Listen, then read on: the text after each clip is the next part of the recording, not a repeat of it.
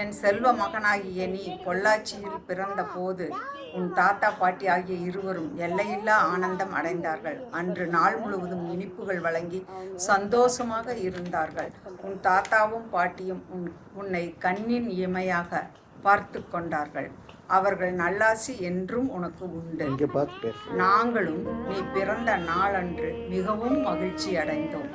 அந்த நன்னாளில் எல்லா வளங்களும் பெற்று சந்தோஷமாக குடும்பத்தோடு நல்லா தீர்க்காயுசாக வளமோடு வாழ்க வளமுடன். விதி பிரகாஷ் எப்பவும் சந்தோஷமாக நிம்மதியாக இருக்கணும். எங்களோட ஆசீர்வாதம் உனக்கு எப்பவுமே இருக்கும். நீ பிறந்த நாளன்னு நீ செஞ்ச குறும்புகளும் நீ செஞ்ச விளையாட்டும் இன்னைக்கும் எங்கூட எப்பவும் நான் மறக்காம இருக்கேன்.